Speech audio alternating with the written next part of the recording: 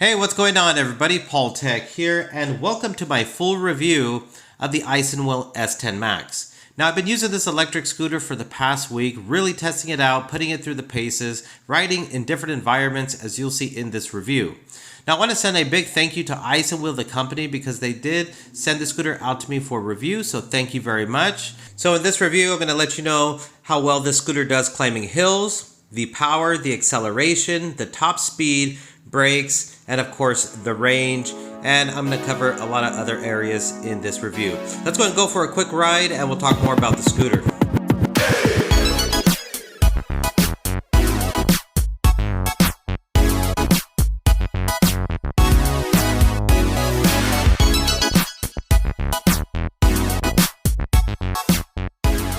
Alright, so let's just talk about design and build here. I think isinwheel did a fantastic job with the design and build of the S10 Max. So you're going to get an aluminum frame here. You got that swing arm design to the front. You got really nice ground to footboard clearance there. I like the materials that were used here. You got suspension on board, as you can see, the dual suspension to the back right there. You got disc brakes front and back. Really nice rear fender there with this carbon fiber design. And then you also get this really nice kick plate to the back right there, and a grippy footboard. So overall, design wise, I think it looks really good. It kind of has this aggressive, sleek type of style to it. And to the handlebars, as you can see, you got some really nice cable management on board here. And then with the grips that isinwheel went with, they are very comfortable. You got the palm rest on those grips right there. And take a look at the length of the handlebars. They are very wide, and I love the fact that you have room on the handlebars to mount accessories like a phone holder, Bluetooth speaker. Overall, it's a really nice design and build, very sleek in my opinion. Let's go ahead and take a look at the display now. So with the power button, all you got to do is long press on the power button just for a couple seconds, and that will activate the display, turn on the scooter, and you get all types of useful information there, like your miles per hour. You can switch that to kilometers if you like. You also got your odometer right there, and to cycle through the different modes, all you got to do is double press on the power button, and a single press on the power button will activate the front headlight. So very simple, easy to use display, very user friendly. You got your battery percentage off to the far right. I filmed this portion of the video showing you the display, underneath a tree here in the shade, because one thing that I did notice, once you are in direct sunlight, the display gets a little hard to see. So just kind of keep that in mind. It's not impossible to see, but it does get kind of dim in direct sunlight. You got turn indicators on board here, like I mentioned earlier, and then you'll also see the little arrow blinking when they are activated on the display, either on the upper right or left hand corner, as you can see there. But overall, a very nice display that you got here, filled with good, valuable information that you would definitely want to see when you're riding. Now moving on, I want to talk still about this display here, because there is this little feature that I discovered right there. So you have this little cover off to the side of the display. Now when you open up that little cover, you are getting access to a USB port. And with this USB port, you can actually go ahead and get a USB data cable, plug it in, and then you're going to be able to charge up your electronic device. So this is a very cool, very useful feature. And as you can see, plug it in the data cable to my phone, it starts to charge my phone. So I can see a lot of people finding great use in this. I didn't see this feature being advertised on isinwheel's website, so I'm not even sure if they're aware that they got the USB port along the side of the display there, but I wanted to share that with you so you can charge up your phone, your Bluetooth speaker while you're riding your scooter. Alright, so let's go ahead and talk about those turn indicators. Again, I think they're a great feature, super useful to have, and as you can see, even in the outdoors in direct sunlight, they are visible, but of course when you go in low lit conditions at night, they're very, very visible. So I like that you have indicators there. Moving on to this latch right here. You see this latch? This latch has given me some issues, and you can see it's kind of scraped up. But that latch is supposed to lock on to the foot plate. There's an opening in the foot plate that you can see right there, and it's supposed to latch on when you fold down the scooter. Now the folding mechanism works perfect, but this latch right here, I could not get it to latch on. I had to play with it quite a bit. I did loosen that screw right there. A little bit I loosened it, and then I was able to finally get it latched on. We'll talk more about that in a minute. But with this folding mechanism, it works great. It works perfect, no issues. You just slide up and then you'll pull down the mechanism. I have another lever right there that you gotta push down. So it's kind of like a two-part action that's needed to fold down the stem of the scooter. Again, really nice folding mechanism. But when it comes to the latch that's supposed to latch on to the foot plate there in the opening, yeah, you know, it definitely takes a lot of work to get it latched on. Sometimes I would get it to latch on, sometimes I just couldn't. Sometimes it would latch on, then become unlatched. So I definitely had to play with it quite a bit. I think I got it latched on now, so let's go ahead and see. So now I got it. Now when it comes to the weight of the scooter comes in at a weight of 64 pounds. So not a very lightweight scooter. You know, carrying this one-handed, you know, you can feel the weight of the scooter. So I definitely wouldn't want to carry this for long periods of time, but you know, you can definitely carry it one-handed if you need to. The best way that I felt to carry the scooter was holding the stem and then with my other hand on the back of the foot plate, just like that. I felt like that was the easiest way, you know, just to carry this scooter. And if I couldn't get the latch, you know, to latch onto the foot plate there, this was the best way to carry it also, and I didn't worry about, you know, the stem becoming unlatched. And then folding up the scooter, you just go ahead and just press in that mechanism right there. It locks it into place nice. All right, so let's go ahead and talk about speed now. We're gonna do a speed test on the S10 Max. First mode is a walk mode. So the walk mode is gonna get you up to 9 miles per hour. And again, when you wanna switch modes, all you gotta do is double tap on the power button. And then you can go ahead and accelerate. Now the second mode is the eco mode, and that'll get you up to 15 miles per hour. Hopefully you can see the display right here. And then again, just double press on the power button when you want to switch the modes. Now the third mode is the race mode. Now this mode is going to get you up to 21 miles per hour. As you can see, I'm getting up to that advertised speed. Now the final speed is going to be the sport mode. That's the fastest mode. I'm going to double press on that. Now I didn't have any issues getting up to 28 miles per hour. I'm a 200-pound rider, and I was consistently, you know, reaching that 28 miles per hour, no issues whatsoever. Again, you got a 1,000 watt brushless rear motor, and that's a pretty powerful motor. The 28 miles per hour might not seem a lot, but going 28 miles per hour on this scooter, it's pretty fast, it's pretty zippy. And this scooter definitely feels like it has power, and the thumb throttle is very responsive. There's no type of dead zone within the thumb throttle. Acceleration is nice and smooth. I really like how this scooter accelerates. So really good speed that you got on board here with the scooter. Now when it comes to this footboard here, it comes in at 7.5 inches, and it's a very, very comfortable wide footboard. My shoes are a size 10, and I can stand, you know, in different positions on the scooter footboard and be super comfortable. I had no issues with the footboard. Even with the rear foot plate, it's a nice place to plant your foot when you're going on those high speeds. And I really like the addition of the foot plate.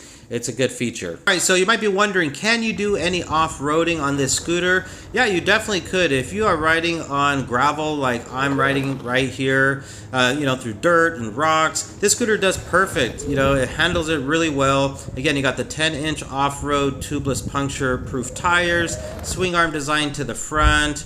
You got suspension on the back.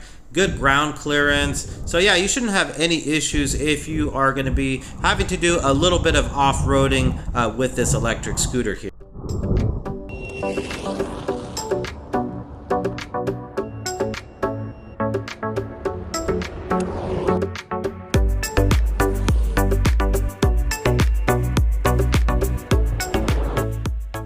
On the S10 Max, the brakes work perfect. You got disc brakes to the front and to the back, so I didn't have any issues with these brakes. They stopped really, really good. No type of squeaking. Didn't need to adjust them or anything like that. When it comes to the hill climbing capabilities, this scooter was able to climb all the hills in my area, and I don't have very steep hills. They're like 20% grades, but no issues. It did drop a little bit in miles per hour on the steepest part, but no issues climbing the hills. You'll notice on my display I am going kind of slow. It's just because there are quite a bit of people on this trail right here. So, I don't want to cut the corners going super fast. And again, you can go pretty fast on this scooter at 28 miles per hour. But that's a great thing. Having those 4 different modes on this scooter, you can really control the speed that you're traveling. And typically on these trails here, I'll keep it on eco mode or I'll bump it up to race mode, but typically going like 15 miles per hour is pretty good, even 10. Sometimes it's not so much about the speed of the scooter. Speed is always great, but sometimes you want to go slow and you just want to look at what's around you. You want to just, take in the environment on these trails, on these paths here. But I think that's another great thing about the S10 Max. It just blends in all environments. With this scooter here, it doesn't look super intimidating. You got a nice friendly bell on board here. But at the same time, if you want to go off the trail and you want to go do some off-roading, you can do that also, But this is a scooter that it's kind of like the Swiss Army knives of scooters. Now moving on to the battery and charging time here. So with the S10 Max, you're going to get a UL certified battery, and that is awesome. You definitely want a scooter that has a UL certification for safety. And as you can see, where you're going to plug in the charger to the bottom side of your S10 Max right there. And when you're charging the S10 Max, the charging brick will be a red color when charging and solid green when fully charged.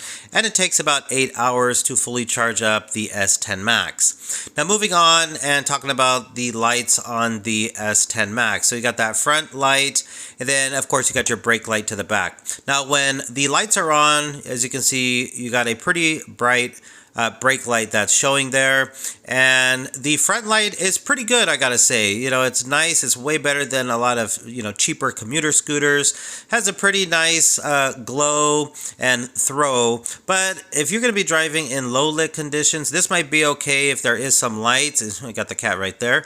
But if you're gonna be in super dark conditions, I would recommend getting a secondary light, to attach to the handlebars, just for some added brightness and visibility for yourself. As you can see how the turn signals look in the low lit condition there, very bright. And the brake light, when you press on the brakes, it will activate and flash a brighter red color to the brakes right there. But yeah, I just want to share with you how these look, but overall it's a pretty nice front light you got there on the S10 Max. Now you also have app integration here with the S10 Max, and I highly recommend, if you pick up this scooter, download the app.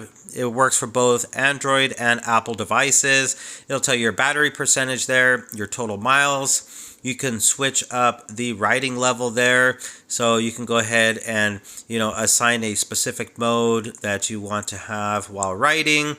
You could also lock up this scooter, and I think this is a great feature. You go ahead and just slide to the lock position, and then the scooter goes on park, and you can see there's a P on the display there, but it basically locks up the wheels. So the wheels will be like electronically locked, and you won't be able to move the scooter, and it'll make this beeping sound. So good security feature you got there. And then when you want to unlock the scooter, just slide to unlock. And there you have it. You can also control the headlight within the application there. You can enable or disable cruise control. You can also enable or disable the zero start mode. So you have that available. You can also switch within the app from kilometers to miles per hour. So there's a lot of good features baked into this application here. All right, so let's go ahead and talk about range now. So with the battery here on the S10 Max, I believe it's either 48 or 54 volt at 15 amp hour battery. I believe it's 54 volt, but I'll have to double check just to be sure. But in my opinion, battery life has been good. I was able to get 25 miles, and I had about 15% battery left, and I was riding, in the sport mode, going as fast as I can, riding through different conditions, a lot of off-roading that I was doing, going up steep hills, pushing this scooter pretty hard, probably harder than normal people would, just because I'm testing the scooter out for the review. But that was the range that I got, so I'm sure you can probably get like 30 miles, maybe even more if you are on eco mode, and riding at a slower mode, not going up steep hills. Again, I'm a 200-pound rider, but in my opinion, you got really good battery life on the S10 Max here. But as you can see how the roads look in my area here, not super smooth, a lot of cracks, and the S10 Max is doing a really good job, you know, getting me up the road here. Again, suspension works good, those air-filled tires works good. I wouldn't say the suspension is like super plush. It's not like you're on a trampoline. You know, it's more on the firm side, but it definitely gets the job done in my opinion.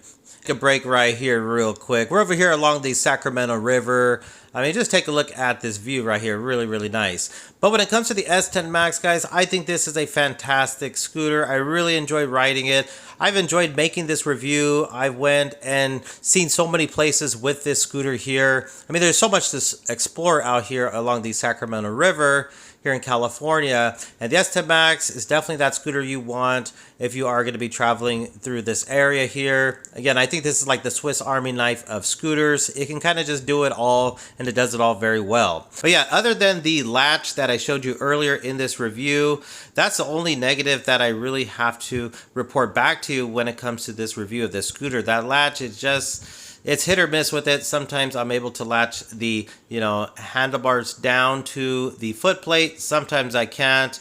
It's work in progress with that latch there on the handlebars there. Other than that, fantastic scooter, great option. If you're interested in this scooter, I'll drop a link in the description below of this video to isinwheel's website. There might even be a discount code there, so take a look in the description below of this video. But thanks for watching, everybody. Thanks for subscribing to the channel. This is Paul Tech, and I will talk to you on the next one. Bye.